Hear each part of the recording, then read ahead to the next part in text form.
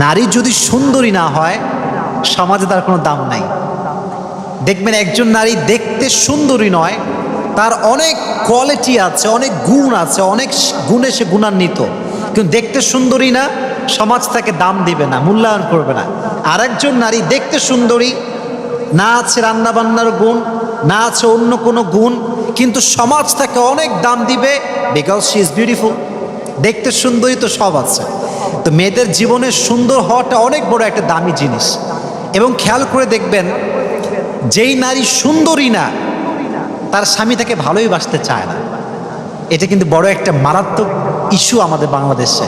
এই জন্য যুবক ভাইয়েরা, নারীর সৌন্দর্যের চাইতে তার গুণটা বড় দামি। নারীর সৌন্দর্য আসলে কোথায়?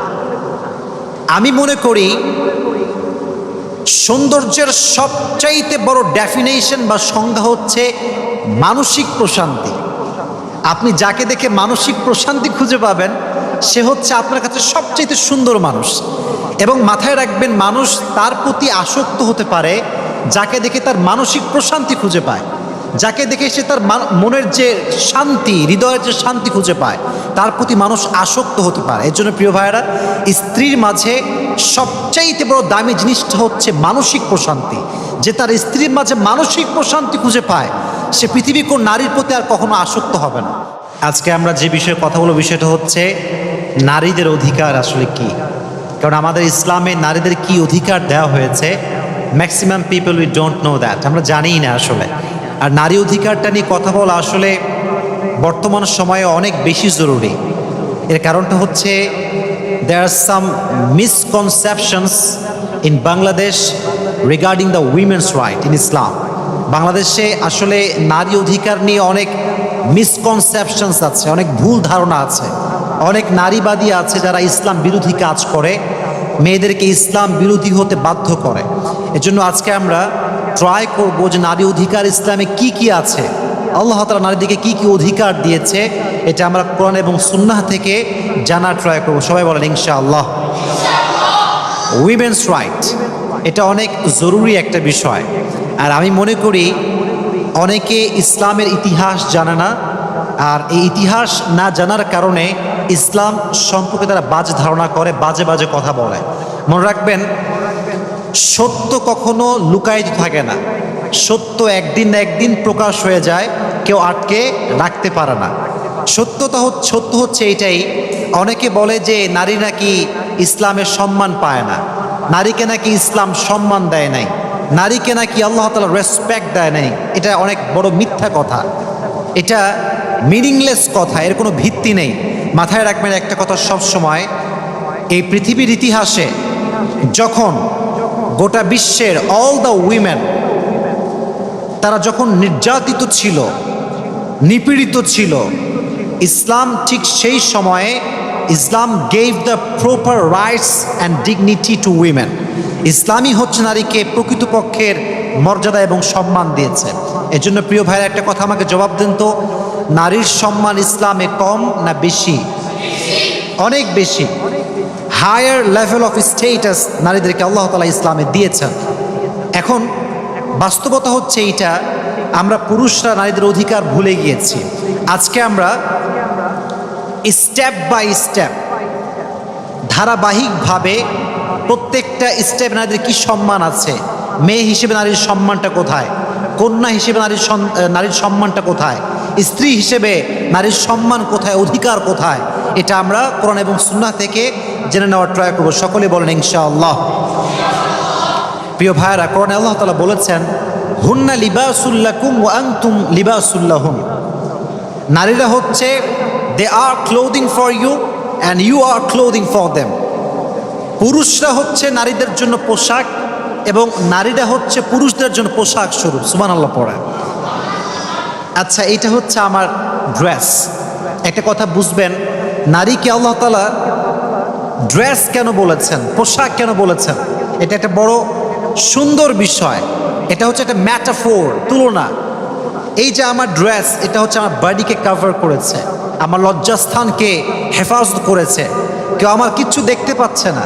So dress has covered my body. পরিপূর্ণ ড্রেসটা আমার কভার করে ফেলেছে, আমার বডির সম্মানকে রক্ষা করেছে। Exactly to the same way আপনার স্ত্রী আপনার চরিত্রকে রক্ষা করে, আপনার চরিত্রকে হেফাজত করে। একজন যুবক যার কাছে সুন্দরী বউ আছে, ভালো বউ আছে, সে তার সমস্ত চাহিদা স্ত্রীর মাধ্যমে পূরণ করছে, সে কি আদৌ পরকীয়া করবে? প্রিয় ভাইয়েরা, পরকীয়া সাধারণত সে করবে না। তাই বাংলাদেশে সব সম্ভব। ভালো বউ আছে, দেখতেও সুন্দরী, কোয়ালিফাইড, কিন্তু স্বামী 3-4টা প্রেম করে বেড়াচ্ছে, পরকীয়া করে বেড়াচ্ছে। এটা বাংলাদেশ সম্ভব। এইটা একটা বিষয়। দেখেন, একটু খুব মনোযোগ দিয়ে শুনবেন আমার কথাগুলো। তাকবীর দেন সবাই, লিল্লাহি তাকবীর। আসলে বউ থাকলেও মানুষ পরকীয়া কেন করে? এর একটা বেসিক রিজন আছে। আমার চোখে চোখ রেখে একদম মনোযোগ দিয়ে কথাগুলো শুনবেন। শুধুমাত্র বউ থাকলেই হবে না, বউয়ের প্রতি একটা ভালোবাসা এবং আসক্তি থাকতে হবে। যে পুরুষ তার স্ত্রীর প্রতি আসক্ত হতে পারে, সে কখনো পরকীয়ায় লিপ্ত হতে পারে না। শুধুমাত্র বউ থাকলেই হবে না। আমার বউ আছে, বাসায় আছে, ভালোবাসা নাই, যত্ন নাই, আসক্তি নাই, আমি 10টা পরকীয়া করতে পারি, কিন্তু আমার বউ আছে, আমি তার প্রতি আসক্ত, এটা যদি হয় আমি কখনো পরকীয়া করতে পারবো না। এই জন্য প্রিয় ভাইয়েরা, বউকে রসুলের সুন্নাহ অনুযায়ী মন থেকে ভালোবাসার দরকারটা আছে না নাই? আল্লাহ আমাদের সবাইকে পরকীয়ার থেকে হেফাজত করুক, সকলেই পড়া আমিন। আচ্ছা, আরেকটি বিষয়, মানুষ স্ত্রীকে ভালো কেন বাসতে পারে না? এটা কিন্তু নারী অধিকারের বড় একটা চ্যাপ্টার, যে স্ত্রীকে আপনার ভালোবাসতে হবে। দেখেন, নারীদের ক্ষেত্রে আমি একটা কথা সবসময় বলি, নারী যদি সুন্দরী না হয়, সমাজে তার কোনো দাম নাই। দেখবেন একজন নারী দেখতে সুন্দরী নয়, তার অনেক কোয়ালিটি আছে, অনেক গুণ আছে, অনেক গুণে সে গুণান্বিত, কিন্তু দেখতে সুন্দরী না, সমাজ তাকে দাম দিবে না, মূল্যায়ন করবে না। আরেকজন নারী দেখতে সুন্দরী, না আছে রান্নাবান্নার গুণ, না আছে অন্য কোনো গুণ, কিন্তু সমাজ তাকে অনেক দাম দিবে, বিকজ শি ইজ বিউটিফুল। দেখতে সুন্দরী তো সব আছে। তো মেয়েদের জীবনে সুন্দর হওয়াটা অনেক বড় একটা দামি জিনিস। এবং খেয়াল করে দেখবেন, যেই নারী সুন্দরী না, তার স্বামী তাকে ভালোই বাসতে চায় না। এটা কিন্তু বড় একটা মারাত্মক ইস্যু আমাদের বাংলাদেশে। এই জন্য যুবক ভাইয়েরা, নারীর সৌন্দর্যের চাইতে তার গুণটা বড় দামি। তাহলে আজ থেকে আমরা সৌন্দর্যকে বেশি দাম দিব না গুণকে বেশি দাম দিব? সৌন্দর্য না গুণ? জোরে বলেন। আল্লাহ আমাদের সবাইকে গুণ দেখে মানুষকে ভালোবাসার তৌফিক দান করুন, সকলেই পড়া আমিন। তবে প্রিয় ভাইয়েরা, আমার কাছে একটা সুন্দর তথ্য আছে আপনাদের সঙ্গে শেয়ার করার জন্য, যে নারীর সৌন্দর্য আসলে কোথায়। আমি মনে করি সৌন্দর্যের সবচাইতে বড় ডেফিনেশন বা সংজ্ঞা হচ্ছে মানসিক প্রশান্তি। আপনি যাকে দেখে মানসিক প্রশান্তি খুঁজে পাবেন, সে হচ্ছে আপনার কাছে সবচাইতে সুন্দর মানুষ। এবং মাথায় রাখবেন, মানুষ তার প্রতি আসক্ত হতে পারে যাকে দেখে তার মানসিক প্রশান্তি খুঁজে পায়, যাকে দেখে সে তার মনের যে শান্তি, হৃদয়ের যে শান্তি খুঁজে পায়, তার প্রতি মানুষ আসক্ত হতে পারে। এর জন্য প্রিয় ভাইয়েরা, স্ত্রীর মাঝে সবচাইতে বড় দামি জিনিসটা হচ্ছে মানসিক প্রশান্তি। যে তার স্ত্রীর মাঝে মানসিক প্রশান্তি খুঁজে পায়, সে পৃথিবীর কোন নারীর প্রতি আর কখনো আসক্ত হবে না। এর জন্য আল্লাহ তাআলা আমাদের সবাইকে সৌন্দর্যের আসল অর্থ বোঝার তৌফিক দান করুন, সকলেই পড়া আমিন। এবার আসেন, নারীকে আল্লাহ কেমন সম্মান দিয়েছে। আমি বলেছিলাম স্টেপ বাই স্টেপ বলবো, ধাপে ধাপে বলবো। প্রথম চ্যাপ্টার হচ্ছে নারী যখন বাবার কন্যা, তার সম্মানটা কত বেশি। দেখেন, একটু মনোযোগ দেন।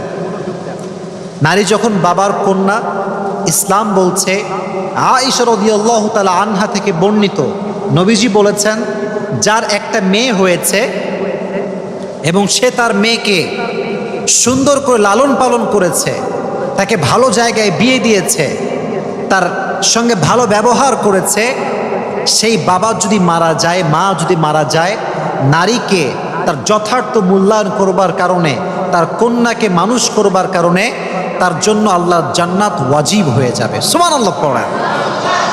1 নম্বর হাদিস, নারী যখন কন্যা। আর একটা হাদিস শোনাই, একজন নারী কতটা বরকতপূর্ণ, কত তার ভিতরে বরকত আছে, ব্লেসিং আছে, এটা যদি কেউ চেক করতে চায়, আল্লাহর হাবিব বলেছেন তার প্রথম সন্তান দেখতে হবে। যেই মেয়ের প্রথম সন্তান মেয়ে, তার জীবনটা বরকতে ভরা। সুবহানাল্লাহ পড়ে। 2 নাম্বার হাদিস। 3 নাম্বার হাদিস, একবার নবীজি যেভাবে আমরা বসে আছি, নবীজি বসেছিলেন সাহাবা একরামদেরকে নিয়ে। নবীজি হঠাৎ করে বললেন, হে সাহাবা একরাম শোনো, এই যে মনোযোগ দেন, ফোকাস করেন আমার দিকে, একটু মনোযোগ দিয়ে শোনেন। নবীজি বললেন, যার একটা মেয়ে তার জন্য একটা জান্নাত। সুবহানাল্লাহ পড়া। একজন সাহাবী বলল, ইয়া রাসূলুল্লাহ, যার 2টা মেয়ে তার কি হবে? নবীজি বললেন, যার 2টা মেয়ে তার জন্য 2টা জান্নাত রেখে দিয়েছে। আরেকজন বলছে, ইয়া রাসূলুল্লাহ, যার 3টা মেয়ে তার কি হবে? নবীজি বললেন, যার 3টা মেয়ে তার জন্য 3টা জান্নাত রেখে দিয়েছে। সুবহানাল্লাহ পড়েন। তাহলে নারীদের সম্মান প্রিয় ভাইয়েরা কম না বেশি? আরো জোরে বলেন, কম না বেশি? আল্লাহ আমাদের নারীর সম্মান বোঝার তৌফিক দান করুন। সকলেই মন খুলে পড়েন আমিন। এবার একটা প্রশ্ন করি, নবীজির একজন মেয়ে ছিল, কলিজার টুকরা মেয়ে, নামটা কি বলতে পারবেন? ফাতেমা। নামটা কি প্রিয় ভাইরা? ফাতেমা রাদিয়াল্লাহু তাআলা আনহা। দেখেন নবীজি তার মেয়েকে কন্যা হিসেবে কি সম্মান দিয়েছেন। হাদিসে এসেছে, যখনই ফাতেমা রাদিয়াল্লাহু তাআলা আনহা কোথাও গিয়েছেন এবং ফিরে এসেছেন বাসাতে, যখনই গেট নক করেছেন, নবীজি নিজে উঠতেন, নিজে গিয়ে গেট খুলতেন এবং গেট খুলে ফাতেমার হাত ধরতেন, নিয়ে আসতেন। যতক্ষণ পর্যন্ত ফাতেমা নিজে না বসতো, নবীজি নিজে খাটে বসতেন না। সুবহানাল্লাহ, কি সম্মান, কি মর্যাদা, কি ভালোবাসা আল্লাহ তাআলা নারীদেরকে দিয়েছেন। নবীজি বলেছেন, ফাতেমা হচ্ছে আমার একটা অংশ, she is the part of me. যে ব্যক্তি মান আগযবাহা আগযবানি, whoever makes her angry he makes me angry, যে তাকে রাগান্বিত করে সে আমাকে রাগান্বিত করে, যে ফাতেমাকে খুশি করে সেজন্য আমি নবীকেই খুশি করে ফেলে। সুবহানাল্লাহ। তাহলে বোঝা গেল নারীর সম্মান অনেক বেশি। আর একটা হাদিস শোনাই। হাদিসে এসেছে, ইযা কানা ইয়াউমুল কিয়ামা নাদা মুনাদিন গদ্দু আবসারাকুম গদ্দু আবসারাকুম হাত্তা তামুর ফাতেমা। কিয়ামতের কঠিন ময়দানে একজন লোক দাঁড়িয়ে ঘোষণা দিবে যে, হে ভাইরা সবাই, lower your gauge until Fatema has passed. সবাই চোখ নামান, সবাই চোখ নামাবে। ফাতেমা রাদিয়াল্লাহু তাআলা আনহা সবার চোখ নামানো অবস্থায় জান্নাতে প্রবেশ করবে। সুবহানাল্লাহ। এটা হচ্ছে নারীর কন্যা হিসেবে সম্মান নবীজি দিয়েছেন। এই জন্য প্রিয় ভাইয়েরা, কন্যা সন্তান হলে রাগ করা যাবে না। অনেক বাবা আছে দেখবেন, ছেলে চায়, ছেলে হলে খুশি হয়, না হলে খুশি হয় না। এরকম অনেকে আছে না নাই? নারীকে আল্লাহ তাআলা অনেক সম্মান দিয়েছে। আল্লাহ আমাদের সবাইকে নারী এবং যদি কন্যা সন্তান হয় তার মূল্যায়ন করার তৌফিক দান করুন। সকলেই মন খুলে পড়ে আমিন। মাশাআল্লাহ। এবার আমরা কথা বলবো, নারী যখন বিয়ের বয়সে আসবে বা একটু বড় হবে, তার অধিকার আসলে কি, ইসলাম কি অধিকার দিয়েছে? সব মনোযোগ আছে তো ইনশাআল্লাহ? আওয়াজ আসতে হচ্ছে, বলেন ইনশাআল্লাহ। যখন নারীর বয়স 14, 15, 16, 17, নারী কিন্তু স্বপ্ন দেখতে শুরু করে। আমি এইটা হব, সেইটা হব। কেউ ইঞ্জিনিয়ার হতে চায়, কেউ ডক্টর হতে চায়, কেউ ফ্রিল্যান্সার হতে চায়, যার যার স্বপ্ন যেরকম আর কি। আমার কথা হচ্ছে প্রিয় ভাইয়েরা, নারী যদি হালাল স্বপ্ন দেখে, নারীকে তার স্বপ্ন পূরণ করতে কোনো বাধা দেওয়া যাবে না। ফর এন এক্সাম্পল, একটু ভালো করে বুঝবেন, একজন নারী ডাক্তার হতে চায়। কি হতে চায়? ডাক্তার। আচ্ছা বলেন তো, ডাক্তার হওয়া এটা কি কোনো খারাপ পেশা নাকি? এটা ভালো পেশা, এটা ভালো একটা কাজ। তো দেখবেন যে যখন কোন নারী তার স্বপ্নের কথা বলে, আমরা যারা ভাইয়েরা আছি, হ্যাঁ মেয়ে মানুষ এত পড়ে কি হবে, মেয়ে মানুষ ডাক্তারনি হয়ে কি হবে। আমার বয়স যখন কত, লাইক 14-15 ছিল, আমার বোন তখন মেবি কলেজে পড়তো। আগের কথা, অনেক আগের কথা। তো অ্যাজ এ স্টুডেন্ট অফ মাদ্রাসা আমি এটা পছন্দ করতাম না, যে আরে মেয়ে মানুষ কেন পড়বে, কেন স্বপ্ন পূরণ করবে, কেন শিক্ষিত হবে। তৎকালীন সময় এই চিন্তাটা করতাম। ইভেন আমি এই বিষয় নিয়ে আব্বার সঙ্গে অনেক রাগারাগি করেছি, তোমার মেয়ে, তুমি হুজুর মানুষ, এত পড়াচ্ছ কেন। তখন বুঝতাম না, এখন বুঝি এইটা নারী শিক্ষিত হতে হবে, নারীর শিক্ষিত হওয়া অনেক বেশি জরুরি। মনে করেন আমি একজন হুজুর, আপনি একজন হুজুর মানুষ। আচ্ছা বলেন তো, নিজের স্ত্রীকে কোনো পুরুষ দেখুক, কোনো প্রকৃতপক্ষের মুমিন এটা কি সহ্য করতে পারবে? কখনো সহ্য করতে পারবে না। আপনার ওয়াইফ প্রেগন্যান্ট, আপনি আপনার ওয়াইফকে নিয়ে ডাক্তারখানায় গিয়েছেন বা মেডিকেলে গিয়েছেন, বা আপনার ওয়াইফের সিজার হবে। আমি আমার কথা বলি, আপনারটা আমি জানি না। আমি কখনো আমার ওয়াইফকে একজন গায়রে মাহরাম পুরুষ যে ডাক্তার তার হাতে সিজারের সময় তুলে দিতে পারবো না, এটা আমি হ্যান্ড ওভার করতে পারবো না, কারণ আমার ওয়াইফের একটা পার্সোনাল ম্যাটার এইটা। কেন পর পুরুষ আমার ওয়াইফকে দেখবে? তখন যদি একজন মেয়ে ডাক্তারনি থাকে, আপনার মনে একটা শান্তি ফিল করবেন যে না, আমার স্ত্রী একজন নারী, সে নারীর হাতেই গিয়েছে, এটা মানসিক শান্তি কাজ করবে। তো নারীকে স্বপ্ন পূরণ করতে দিবেন, এটা দরকার আছে প্রিয় ভাইয়েরা। নারী যদি ডাক্তারনি হয়, দেশের একটা উন্নয়ন হবে, নারীদের সম্মান রক্ষা হবে। এজন্য আল্লাহ তাআলা আমাদের সবাইকে নারীদের স্বপ্ন পূরণ করার ক্ষেত্রে সহযোগী হয়ে কাজ করার তৌফিক দান করুন। সকলেই পড়েন আমিন। 1 নম্বর অধিকার, নারীকে তার স্বপ্ন পূরণ করতে আপনার হেল্প করতে হবে। তবে হ্যাঁ, সার্টিফিকেট আনতে গিয়ে যদি নারীর ইজ্জত নষ্ট হয়, নারী পরকীয়ায় জড়িয়ে পড়ে, নারী প্রেমে জড়িয়ে পড়ে, হিজাব মেইনটেইন না করে, তার স্বপ্ন পূরণের কোনো অধিকার ইসলাম দেয় নাই। ইসলাম বলেছে পর্দা মেইনটেইন করতে হবে, ব্যক্তিত্ব মেইনটেইন করতে হবে, সতীত্ব হেফাজত করতে হবে। তাহলে স্বপ্ন পূরণ করার অধিকার ইসলামে আছে না নাই? আল্লাহ তাআলা মেয়েদেরকে বোঝার তৌফিক দান করুক। সকলেই পড়া আমিন। 1 নাম্বার, স্বপ্ন পূরণ করতে হেল্প করতে হবে। 2 নাম্বার হচ্ছে, নারী যখন বিবাহের বয়সে পৌঁছাবে, বিবাহের বয়স, তার সবচাইতে বড় অধিকারটা হচ্ছে আপনাকে তার পারমিশন নিতে হবে। মনে করেন আপনার বাসা হচ্ছে রাজশাহীর মহিষবাথানে, আপনার বাসা, এবং আপনার মেয়েও আপনার সঙ্গে থাকে। আরেকজন ছেলে বাসা হচ্ছে রাজশাহীর নাটোরে, আপনি নাটোরে ঘুরতে গিয়েছিলেন, একটা ছেলেকে পছন্দ হয়েছে, খুব ভালো ছেলে, আপনার মনে হয়েছে যে ছেলেটা অনেক ভালো হবে জামাই হিসেবে। আপনার কথা নাই বার্তা নাই, ঠাস করে বাসায় আসলেন, বলেন মা তোর বিয়ে ঠিক হয়ে গেছে। What's the hell? এটা কোনো কথা? মানে যার সঙ্গে মন চায় গাঁজাখোর হইলেও দেখে না, বিয়ে দিয়ে দেয়। এটা সিস্টেমের মধ্যে পড়ে না প্রিয় ভাই। আপনার মেয়েকে সে দেখবে, আপনার মেয়ে তাকে দেখবে। যদি চয়েস হয়, মেয়ে আপনাকে সম্মতি দেবে যে আব্বা এটা পছন্দ হয়েছে, আমরা বিয়ে করতে পারি। তাছাড়া আপনি মন চাইলো এটা গাঁজাখোরের সঙ্গে বিয়ে দিলেন না, এটা ইসলাম কখনো সাপোর্ট করে না, এটা ঠিক না। দেখেন, আমি বলেছিলাম নবীজির একজন মেয়ে ছিল, মেয়ের নাম কি ছিল? ফাতেমা। এটা খুব সুন্দর একটা হাদিস, ভালো করে শুনবেন। ফাতেমা রাদিয়াল্লাহু তাআলা আনহা যখন বিয়ের বয়সে আসলেন, নবীজি এলান করলেন যে আমার মেয়েকে কে বিয়ে করবে।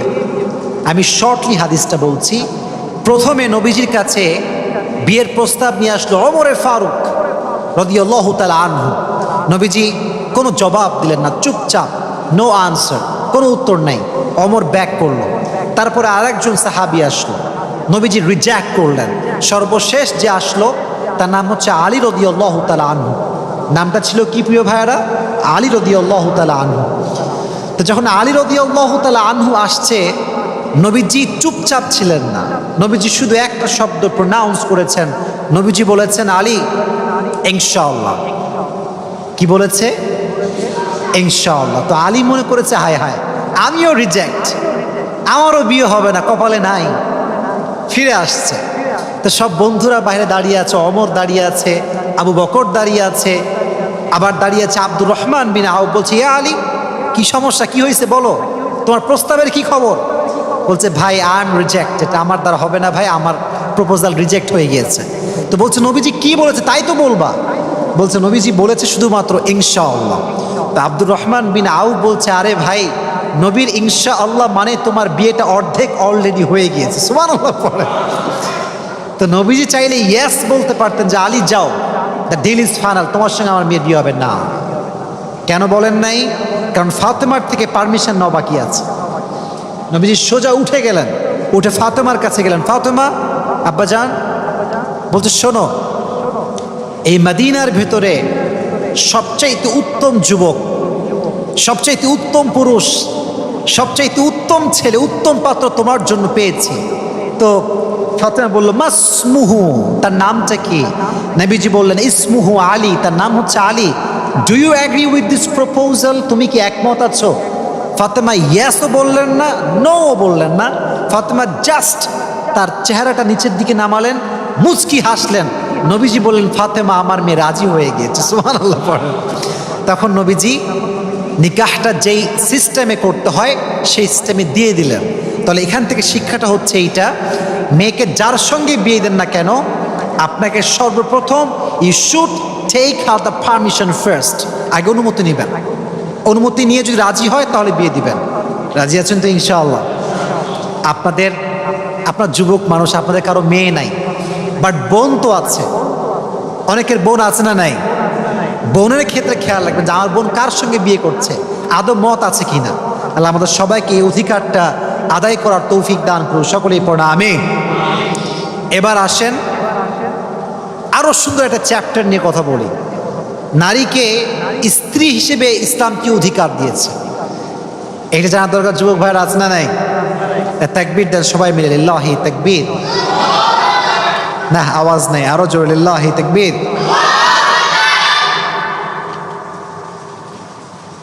এবার তো কান ফেটে গেছে, মাশাআল্লাহ, খুব ভালো।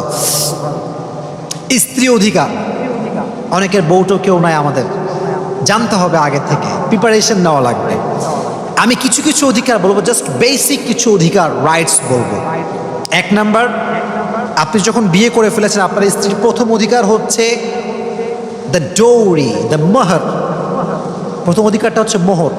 অনেকে দেখবেন বিয়ে করে, মনে করেন 10 লাখ টাকা মোহর নির্ধারণ করেছে। ফর এন এক্সাম্পল বলছি, বাসরাতের আগে দেয় 1 লাখ টাকা, আর বাসরাতে বইয়ের পা ধরে, বা মাফ করে দাও, হাত দিতে পারবো না, আমার কাছে টাকা নাই, আমি গরিব।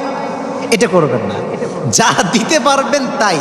1 লাখ দিতে পারবেন, 1 লাখ আপনিও মোহর নির্ধারণ করবেন। 20 লাখ টাকা লেখেন ভাই, আমি দিয়ে দিব সব।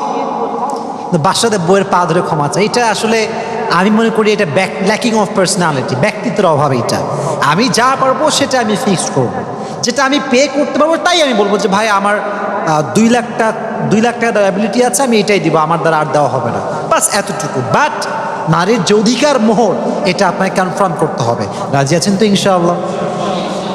তাহলে 1 নম্বর অধিকারটা কি প্রিয় ভাইরা? মোহর। বলেন 1 নম্বর অধিকারটা কি? আরো 1 নম্বর অধিকারটা কি?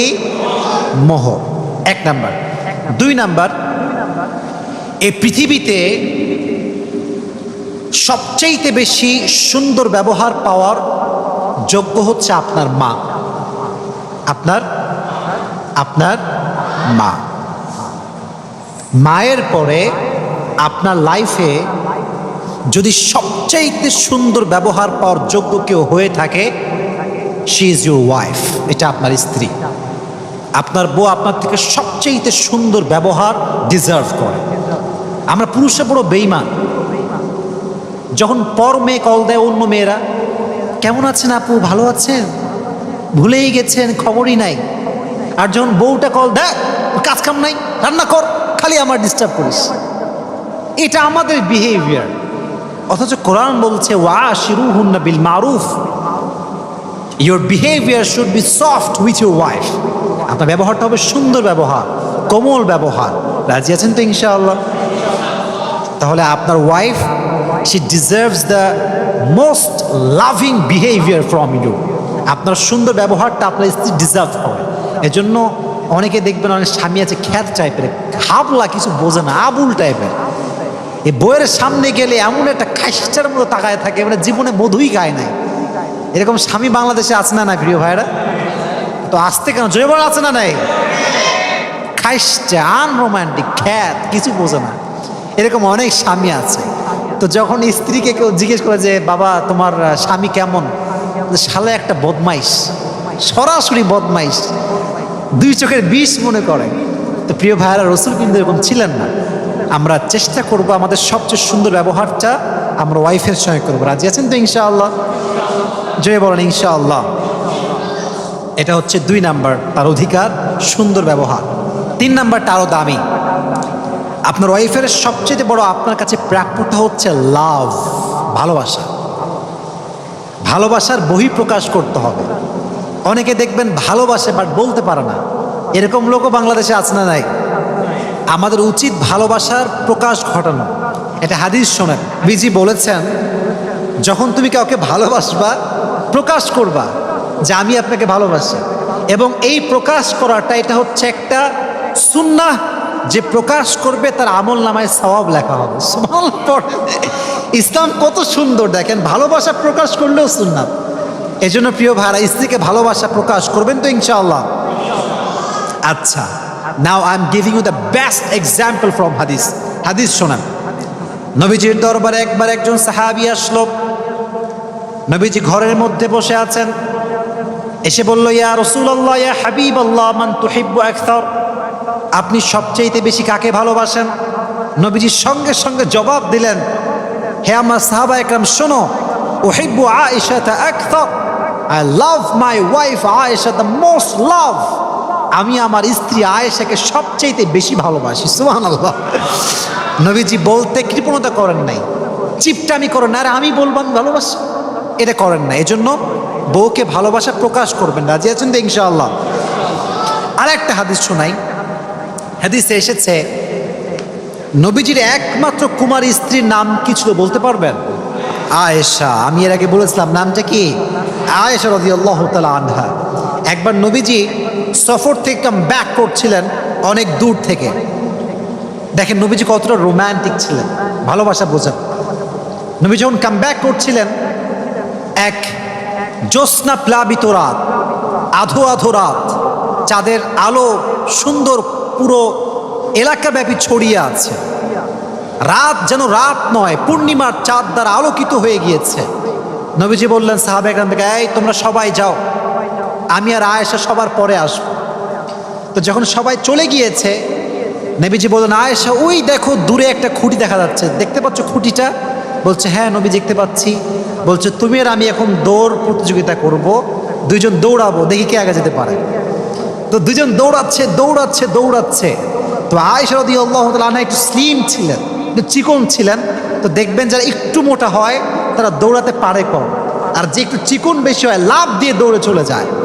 তো ঘটনাটা হচ্ছে এইরকম, আয়েশা দৌড় দিয়ে খুঁটির কাছে চলে গিয়েছে, গিয়ে খুঁটি ধরে ফেলেছে। বলছে নবী আজকে আপনি হেরে গিয়েছেন, আজকে আমি জিতে গিয়েছি। সুবহানাল্লাহ পড়ে।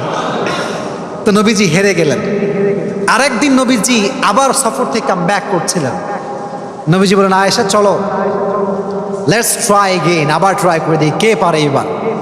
তো এবার হাদিসে এসেছে আয়েশা রাদিয়াল্লাহু তাআলা আনহা একটু মোটা হয়ে গিয়েছেন, একটু স্থূল হয়ে গিয়েছেন, ফ্যাট বেড়ে গিয়েছে। তো যখন দৌড়াচ্ছে নবীজি এমন জোরে দৌড় দিয়েছে, আয়েশার আগে চলে গিয়েছে।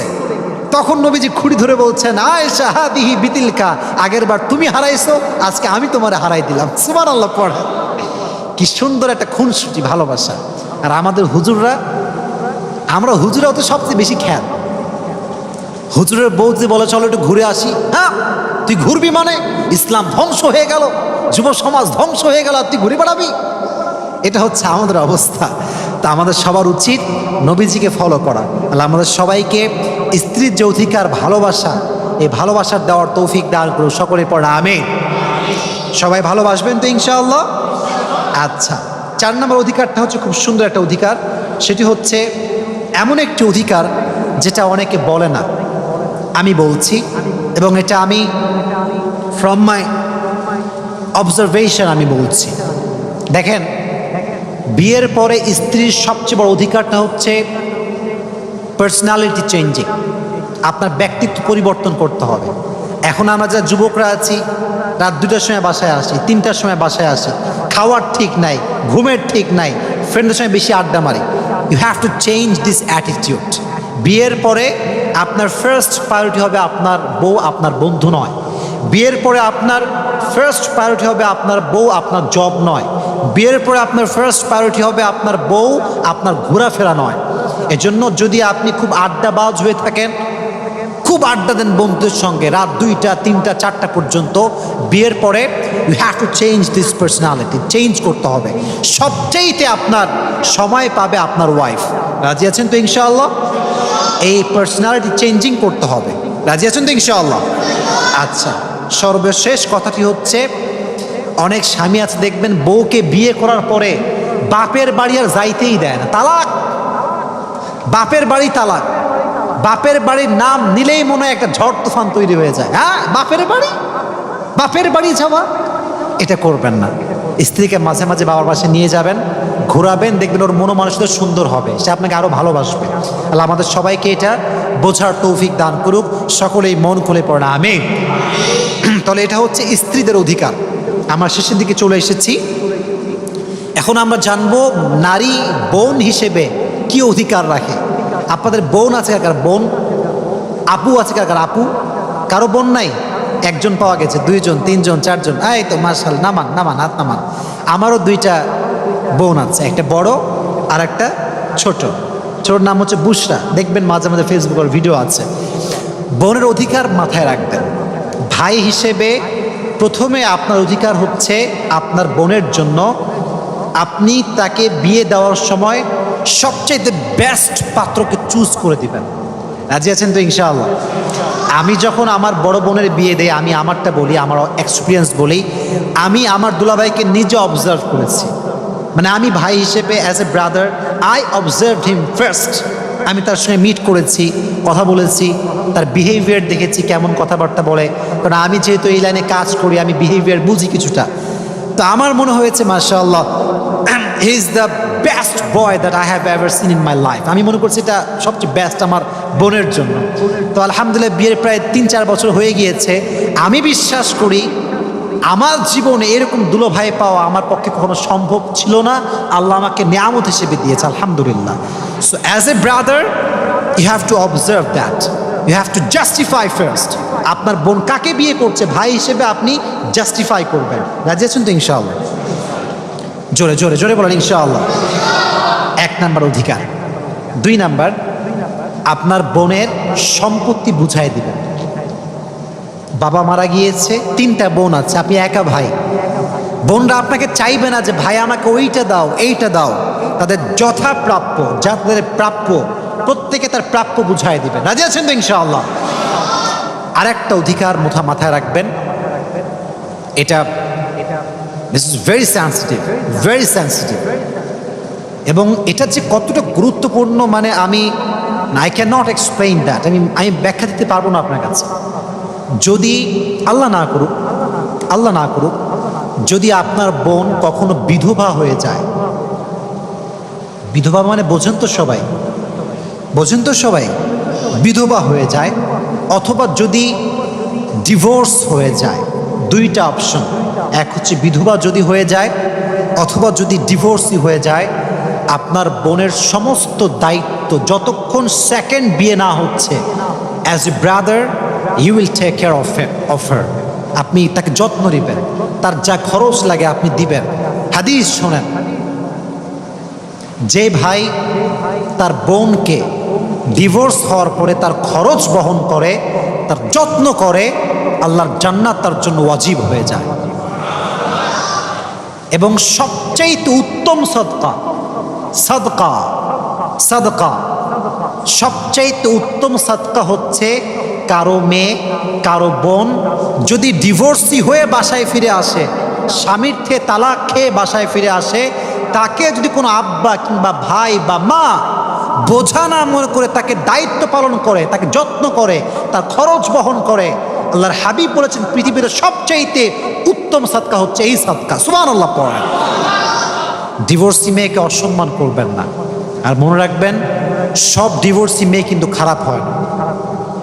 সমাজের প্রথা হচ্ছে আমরা মনে করি ডিভোর্সি মেয়ে মানেই খারাপ। না, the matter is not like that. অনেক স্বামী আছে গাঁজাখোর, মদখোর, নেশা করে বেড়ায়। একজন দিনদার পরহেজগার মেয়ে, ফাতেমার চরিত্র যে মেয়ে চরিত্রবান, সেই মেয়ে কখনো গাঁজাখোরের সঙ্গে সংসার করতে পারবে ভাই? কখনো পারবে না। এই জন্য ডিভোর্সি মেয়ে সবসময় খারাপ হয় না। আল্লাহ আমাদের সবাইকে এটা বোঝার তৌফিক দান করুন, সকলেই পড়ে না আমিন। তাহলে বোনকে ভালো জায়গায় বিয়ে দিবেন তো ইনশাআল্লাহ? বোনের সম্পত্তি বুঝাই দিবেন তো ইনশাআল্লাহ?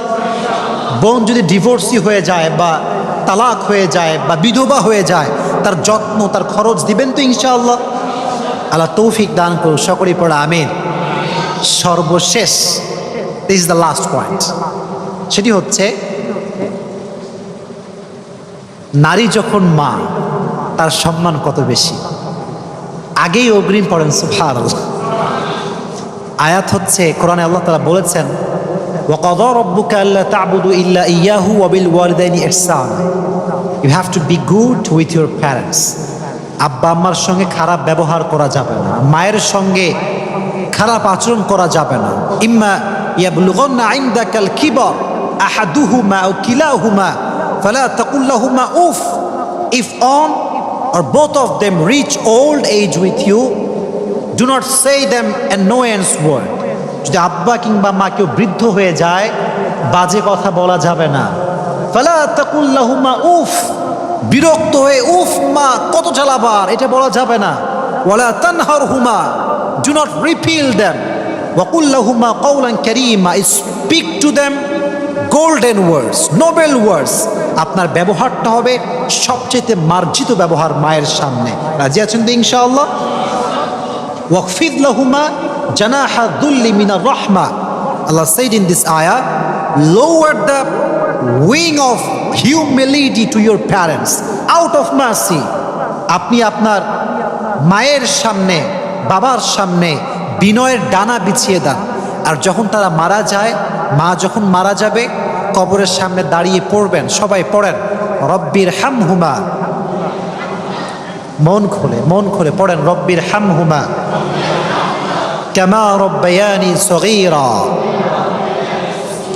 দোয়াটা হচ্ছে এরকম, আল্লাহ have mercy upon them, that means have mercy upon my parents as they brought me up when I was small. আল্লাহ তুমি আমার আব্বা এবং মাকে রহম করো যেমনভাবে তারা আমাকে রহম করেছে তখন যখন আমি ছোট্ট ছিলাম, বেবি ছিলাম, দুধ খেতাম, কিচ্ছু বুঝতাম না, আমার দাঁত ছিল না, উঠে দাঁড়াতে পারতাম না, বসতে পারতাম না, তখন আমাদেরকে আব্বা আম্মা যত্ন করেছে।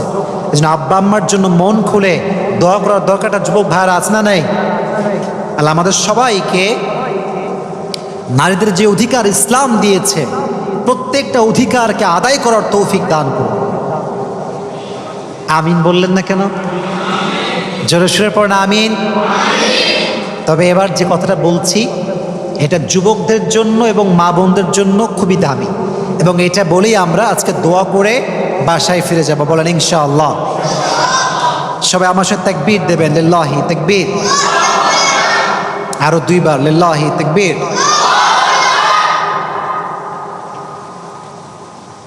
লাস্ট লিল্লাহি তাকবীর। মাশাআল্লাহ। তাহলে আমরা যেটা শিখলাম আজকে, নারীদের সম্মান হচ্ছে অনেক কম, তাই না?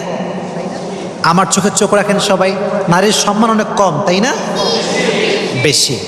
তবে নারী যদি সম্মান রক্ষা করতে চায়, আপনার বোন যদি সম্মান রক্ষা করতে চায়, তাকে 3টা স্টেপ মানতে হবে, 3টা বিষয় মাথায় রাখতে হবে। তবে নারীর সম্মানকে আকাশচুম্বী করে দিবে একজন, আওয়াজ দিয়ে বলেন তিনি কে? আমি আমার বোনদের কাছে হাম্বল রিকোয়েস্ট করছি, আজকে আমার লেকচারটা অনেক দামি বোনদের জন্য, যেটা আমি কখনো দেই না এর আগে। This is my first time যে আমি এত গুরুত্বপূর্ণ কথা বলছি, অনেক দামি কথা আজকে আমি বলার ট্রাই করছি। আমি আমার বোনদেরকে বলছি, আমার বোন, সম্মানিতা বোন, যদি আপনি আপনার সম্মানকে রক্ষা করতে চান, অল্পতে পটে যাওয়া যাবে না। অনেক মেয়ে দেখবেন অল্পতেই পটে যায়। একটা ছেলে খুবই স্মার্ট, দেখতে সুন্দর, একটু ইংলিশ বলে, বাহ ইয়ার মেয়ে শাদি করনা চাহতাম, হয়ে গেল, পটে গেল। এটা কেমন কথা? না প্রিয় বোন, মনে রাখবেন পুরুষ বড় মারাত্মক জিনিস। পুরুষ যেই নারীকে খুব সহজে পায়, 2 পয়সা মূল্যায়ন করতে চায় না। আর পৃথিবীর নিয়মটাই হচ্ছে এইটা, মানুষ যেটা যত সহজে পেয়ে যায়, মানুষ এটাকে তত বেশি সস্তা মনে করে। এই জন্য আমার বোনদেরকে আমি হাম্বল রিকোয়েস্ট করছি, সহজে পটে যাবেন না, স্ট্রং পার্সোনালিটি মেনটেন করবেন। যেই ছেলে আপনাকে প্রপোজ দিচ্ছেন, you have to justify him first whether he is perfect or not. Justify করবেন। খালি সুন্দর চেহারা, একটা R15 আছে আর একটা আইফোন আছে আর পড়ে গেলেন, তা হবে না। আর আমাদের বোনদেরকে এটা বোঝার তৌফিক দান করুন, সকলেই পড়ে আমিন। নারী এবং এই তোমরা এদিকে তাকাও, এই যে কালো ছেলেরা এদিকে তাকাও, নারী এবং পুরুষের মাঝে বেসিক একটা পার্থক্য হচ্ছে এইটা, যে নারীরা না বলতে পারে, পুরুষরা না বলতে পারে না। আমি এক্সাম্পল দিচ্ছি বোঝাবার জন্য। মনে করেন রাস্তায় একটা মেয়ে হাঁটছে, আপনার পছন্দ হয়েছে বিয়ের জন্য, যে আপনি বিয়ে করবেন, আপনার উদ্দেশ্য খুবই ভালো, তো বলবেন কথাবার্তা মাশাআল্লাহ অনেক সুন্দর ব্যবহার আপনার, তো যখন বলবেন যে may I have your number please, নাম্বারটা পাওয়া যাবে, মেয়ে দেখবেন সরাসরি বলবেন না পাওয়া যাবে না, বাদ দেন, নাম্বার দেওয়া যাবে না। কিন্তু ছেলেরা এত বেশি ডেঞ্জারাস যে ছেলেদের ক্লাসে একটা মেয়ে ক্লাস করছে, যদি বলে ভাইয়া একটা কলম হবে, কলম, ওই স্বপ্ন দেখে যে এটাই মনে হয় আমার বউ হবে রে। এত ওভার থিঙ্কিং আমরা ছেলেরা করি। তো এটা হচ্ছে নারী এবং পুরুষের মাঝে একটা পার্থক্য, যে নারীরা না বলতে পারে, পুরুষরা না বলতে পারে না। এই জন্য মেয়েদেরকে বলছি, বোনেরা, যে স্ট্রং পার্সোনালিটি মেনটেন করতে চান, সহজে পটে যাওয়া যাবে না। আল্লাহ বোনদেরকে বোঝার তৌফিক দান করুন, পড়া আমি। নাম্বার 1। নাম্বার 2টা হচ্ছে, কোনো নারী যদি তার সম্মানকে রক্ষা করতে চায়, এমন কোনো ছেলের পাল্লায় পড়া যাবে না যেই ছেলে নারীকে পছন্দ করে না, তার শরীরকে পছন্দ করে, তাকে বিয়ে করতে চায় না, তাকে ভক্ষণ করতে চায়। এমন নারী যদি কোনো পুরুষের পাল্লায় পড়ে, তার জীবন শেষ। তার ব্যক্তিত্ব নষ্ট হবে, সামাজিক সম্মান নষ্ট হবে, তার সতীত্ব বা ভার্জিনিটি নষ্ট হবে। কথা ঠিক আছে কিনা যুবক ভাইরা বলো? এটা খুবই দামি জিনিস। আমি বন্ধুকে বলো, বোন, দয়া করে মেহেরবানি করে, যেই ছেলে আপনার দেহর প্রতি আসক্ত, সে আপনাকে ভক্ষণ করবে, কিন্তু যখন আপনার তাকে সবচাইতে বেশি দরকার, সে আপনার হাত ছেড়ে দিবে। এসব বন্ধুদেরকে আমি হাম্বল রিকোয়েস্ট করছি, জীবন সঙ্গী চুজ করার ক্ষেত্রে ভেরি অ্যালার্ট, ভেরি কেয়ারফুল। আল্লাহ আমার বন্ধুদেরকে বোঝার তৌফিক দান করুন, সকলেই পড়া আমিন। Number last point, number 3, and that is the last point, সেটি হচ্ছেই, কোন নারী যদি সম্মানকে রক্ষা করতে চায়, ইউ মাস্ট বি এডুকেটেড। আমার বোন, আপনি শিক্ষিত হবেন। যেই মানুষ শিক্ষিত না, সমাজে তার কোনো দাম নেই, এটা বাস্তবতা। আপনি বিশ্বাস করুন আমাকে, যে শিক্ষিত তার সম্মান আলাদা। হতে পারে তার টাকা পয়সা কম, কিন্তু তার সম্মান আছে। যদি নারী শিক্ষিত হয়, কী লাভ হবে? একজন নারীর স্বামী মরতে পারে না, বলেন পারে কি পারে না? তার ডিভোর্স হতে পারে কি পারে না? ডেফিনেটলি পারে। যদি সে শিক্ষিত হয়, তার সন্তান আছে, সে তার হাল নিজ ধরতে পারবে, সে কিছু করে খেতে পারবে, সে ফ্রিল্যান্সিং করতে পারবে, সে ডাক্তারি করতে পারে, সে যে কোনো সেবায় নিয়োজিত হতে পারে, সেটা স্কুলের টিচার হতে পারে, কলেজের টিচার হতে পারে, সে তার যত্ন নিজে করতে পারবে, তার কারো কাছে হাত পাততে হবে না, কারো পা ধরতে হবে না। নারীর জন্য শিক্ষিত হওয়া অনেক বড় দামি একটা জিনিস। খাদিজা রাদিয়াল্লাহু তাআলা আনহা তার সময়ে সবচাইতে বড় শিক্ষিত নারী ছিলেন। সুবহানাল্লাহ পড়ে। স্বামী মারা গিয়েছে 2 জন, কয়জন? বাবাও মরে গিয়েছে, নারী অসহায়, কিন্তু খাদিজা এতটা শিক্ষিতা ছিলেন, লক্ষ কোটি টাকার বিজনেস উনি একা সামলেছেন। সুবহানাল্লাহ পড়লে না? তাহলে বোঝেন একটা নারী কতটা শিক্ষিত হলে লাখ এবং কোটি টাকার একটা ব্যবসা সামলাতে পারে। আল্লাহ আমাদের সকল নারীকে শিক্ষিত হওয়ার তৌফিক দান করুন, সকলেই পড়া আমিন। আল্লাহ আমাদের সবাইকে নারীর অধিকার আদায় করার তৌফিক দান করুন, সকলেই পড়া আমিন। ওয়া আখির দাওয়ানা আলহামদুলিল্লাহি রাব্বিল আলামিন।